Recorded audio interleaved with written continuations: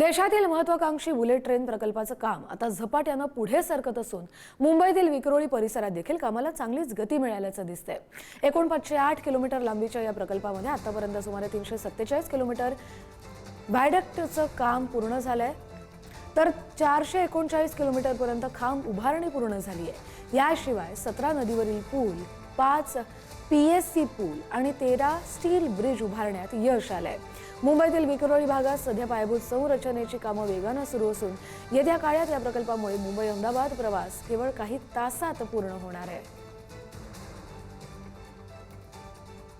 Mumbai Ahmedabad high speed rail प्रकल्पाचं काम जलद गतीने पुढे सरकताना पाहायला मिळते आणि मी सध्या मुंबईतील विक्रोळी परिसरातल्या शाफ्टमध्ये आहे।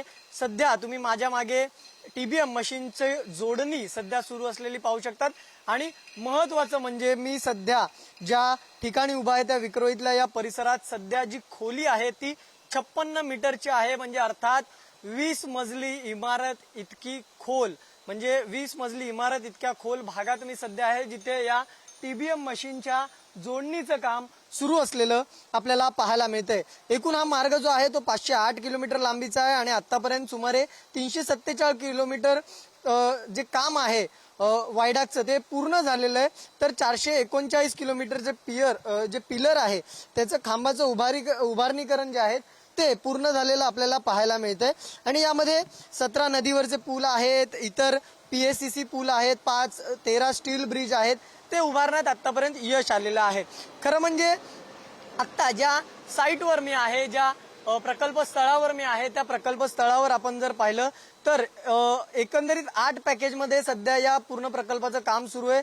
त्यातल्या मी सध्या विक्रोळीच्या या फेजमध्ये आहे आणि या फेजमध्ये आपण जर महत्त्वाचं जर पाहिलं तर हा मार्ग विक्रोळी ते BKC असा जाणार आहे आणि विक्रोळी ते शिळफाटा असा जाणार आहे। यामध्ये एकंदरीत जर पाहिलं तर 7 किलोमीटरचा खाडीचा मार्ग आहे, म्हणजे खाडीच्या आतून, पाण्याच्या आतून हा भुयारी रस्ता जाणार आहे आणि त्याचबरोबर इथून विक्रोळीच्या दिशेने जाणार, म्हणजे जी वस्ती आहे, रहिवासी जो भाग आहे त्या रहिवासी भागातून सुद्धा हा मार्ग जाणार आहे। त्यामुळे हे चॅलेंजिंग काम या मार्गातलं असलेलं आपल्याला पाहायला मिळतं। शिळफाटा आणि एकीकडे BKC असा जोडणार आहे आणि विक्रोळीच्या या मध्यभागी मी सध्या याच प्रकल्पाच्या ठिकाणून हा सगळा आढावा पुढारीच्या प्रेक्षकांसाठी हा special report. Video journalist Suresh Sawant समिती दळवी, पुढारी न्यूज, मुंबई।